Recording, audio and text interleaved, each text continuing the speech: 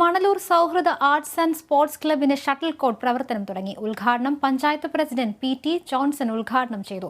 ചടങ്ങിൽ ആരോഗ്യ വിദ്യാഭ്യാസ standing committee chairman Tony Athanikkal അധ്യക്ഷത വഹിച്ചു. ദിലീപ് മാഷ് മുഖ്യാതിഥിയായിരുന്നു.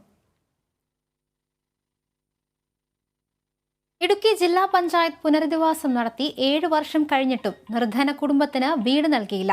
പ്ലാസ്റ്റിക് മറച്ച വീട്ടിൽ കുട്ടികളുമായി കഴിയുകയാണ് ചെറുതോണി 17 കോളനിയിലെ മഞ്ജു ഗോപിയും കുടുംബവും.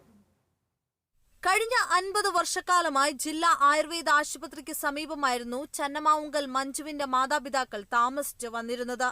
ഈ സ്ഥലം ജില്ലാ പഞ്ചായത്തിന്റെ ഉടമസ്ഥതയിലുള്ളതാണെന്ന് പറഞ്ഞ് പഞ്ചായത്ത് ഇവരെ ഇവിടെ നിന്നും കുടിയിറക്കി. ശേഷം ചെറുതോണി 17 സെന്റ് കോളനിയിൽ ഇവർക്ക് 3 സെന്റ് സ്ഥലം നൽകി. എന്നാൽ 7 വർഷം കഴിയുമ്പോഴും സുരക്ഷിതമായി അന്തിയുറങ്ങുവാൻ കഴിയാത്ത സാഹചര്യത്തിലാണ് ഈ കുടുംബം. ഗൃഹനാഥൻ ജോസ് കൂലിവേല ചെയ്താണ് കുടുംബം പുലർത്തുന്നത്.